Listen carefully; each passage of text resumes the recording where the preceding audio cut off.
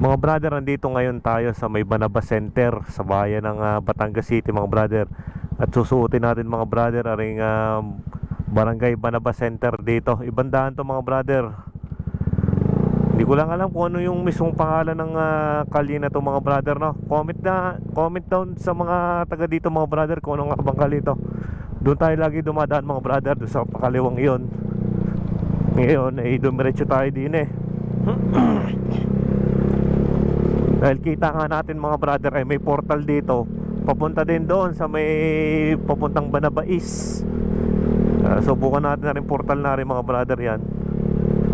Dinire-diretso lang natin yan, mga brother, yung daan na yan, no? Yun, dito pala ay medyo tahimik din ang karsada, no? Yan, tahimik, walang masyadong dumadaan. Ayan, dire-diretso lang dito tayo.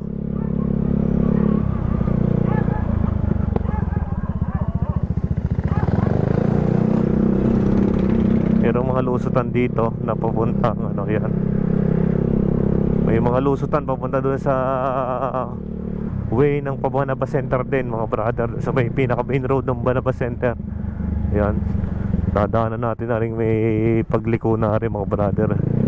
Dire-diretso lang tayo dito, mga brother. Comment down sa mga taga dito kung ano bang tawag dito sa kaling na to, mga brother, kung anong pangalan ng road na to.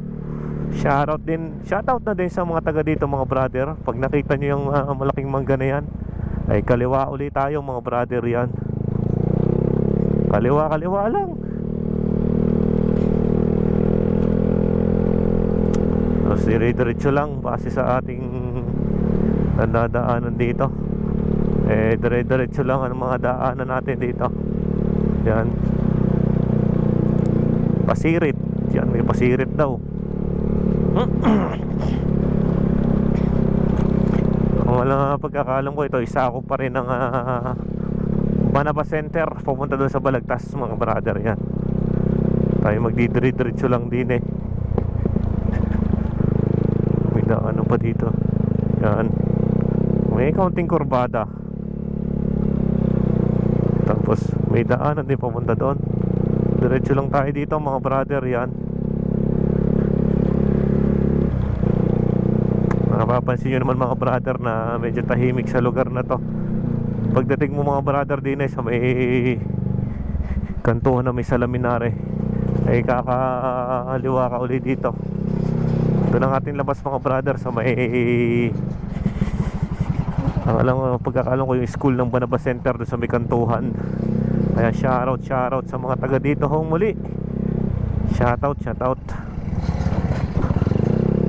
Tinuklas lang natin ang portal na ito, mga brother, bilang alternatibong daan pagka tayo ay gusto natin ng mga malililom na karsada, tahimik na karsada na walang masyadong ingay ng mga mabibilis na sasakyan, mauusok na sasakyan. Kaganda dito dumaan dahil tahimik. Shoutout muli sa mga taga dito ho. Shoutout. Yan, oh. Ang daming mga puno dito sa gilid-gilid. Yan.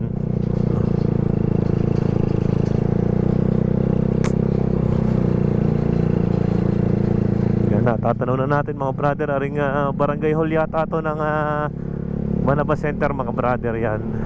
Tapos ito yung court. Ang ganda ng court nila, oh. Yan, oh. Shoutout sa mga taga dito. Tapos yung kabila, yun na yung school, mga brother. Pagkakaliwa dyan, papuntang school na yan. Malapit na yung school. Ito na yung kanilang barangay health center. Yan, maraming salamat. At shoutout sa mga taga dito. Yan, Banaba Center, mga brother. Hindi lang natin alam yung mismong road na yon, yung sinuutan natin, mga brother, no, kung anong sitio yun. Comment down below sa inyo, mga brother, sa mga taga dito. At saka sa mga nakakalam na lugar na yun. Maraming salamat, mga brother. Ride safe and keep safe sa atin, mga brother. Mag-iingat tayo palagi sa ating mga biyahe sa buhay. Ride safe. God bless.